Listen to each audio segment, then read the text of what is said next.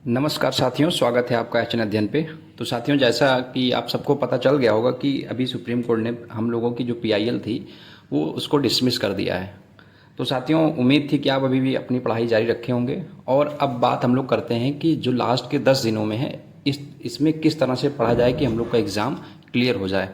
तो साथियों, मैं आपको जो स्ट्रेटेजी बताने जा रहा हूँ कि अगर आप कोई इसको फॉलो कर लेंगे तो डेफिनेटली आपका एग्ज़ाम क्लियर हो के रहेगा। साथियों, सबसे पहले आपको माइंडसेट ये बना लेना है कि ये मेरा एग्ज़ाम नहीं है। आप किसी भी एग्ज़ाम को जब देने जाते हैं और उस एग्ज़ाम के 10 दिन पहले आप जिस तरह से पढ़ाई करते हैं, ठीक उसी तरह से आपको इस एग्ज़ाम के लिए भी पढ़ना है। और अब आते हैं हम लोग एग्ज़ाम की क्या है स्ट्रेटेजी, किस तरह से हम लोग स्ट्रेटेजी को बनाएं, किस तरह से पढ़ें। कई सारे स्टूडेंट्स ने मैसेज किया है कि सर कहाँ से शुरू करूँ, कहाँ से ख़त्म करूँ, समझ नहीं आ रहा है। तो मैं आपको जो बता रहा हूँ आप इस पे एक बार फॉलो करना स्टार्ट करिए और आप डेफिनेटली एग्ज़ाम को क्रैक कर सकते हैं।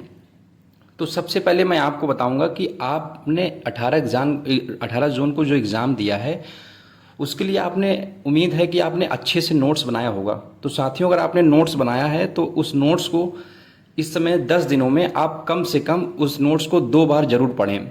2 बार उस नोट्स को पढ़ें और उसके बाद साथ में ही साथ आपका जो पेपर 2 है उसको जो PYQ है, हमको पता है कि साल में 2 बार एनडीए का एग्ज़ाम होता है और डेली आप एक सेट लगाएं और 10 दिन आपके पास समय है तो आप 10 सेट लगाएंगे। इसका मतलब कि आप जो अपना पेपर है वो 5 साल का रिवीजन पीवाईक्यू से कर सकते हैं।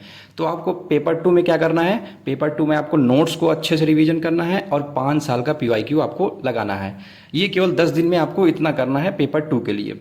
अब आते हैं हम लोग पेपर फर्स्ट पे। पेपर फर्स्ट में आपको सबसे पहले मैं बता दूं कि आपको हर टॉपिक अब नहीं पढ़ना है। जैसे कि आपको कई स्टूडेंट्स को टीचिंग एप्टीट्यूड में दिक्कत होती है, कई को रिसर्च में, सब स्टूडेंट्स का अलग अलग है।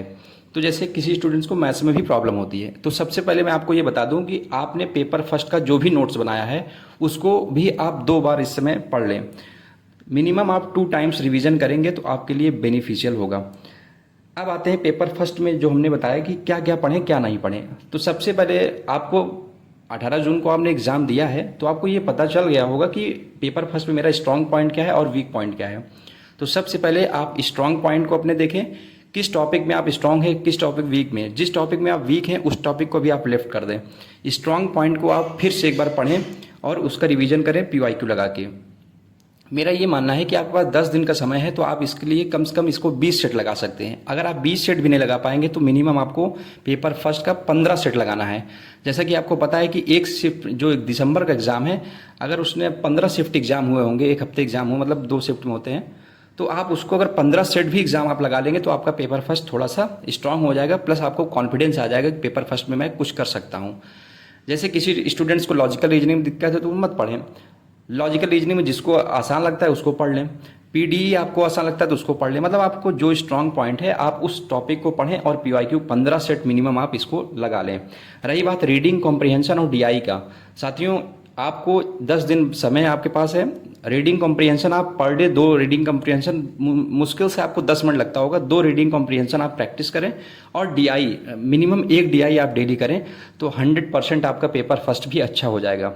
पेपर फर्स्ट आपको बहुत ज़्यादा फोकस अगर नहीं करना है, अगर आपने पेपर फर्स्ट को अभी नहीं पढ़ा है, पेपर सेकंड आपने जो नोट्स बनाया है उसको अच्छे से रिवीजन करें और पीवाईक्यू 5 साल मिनिमम आप 5 साल पीवाईक्यू लगाएं। साथियों, ये स्ट्रेटेजी अगर आपने फॉलो किया तो डेफिनेटली आप एग्ज़ाम के बाद ज़रूर कहेंगे सर ये स्ट्रेटेजी काफ़ी अच्छा था।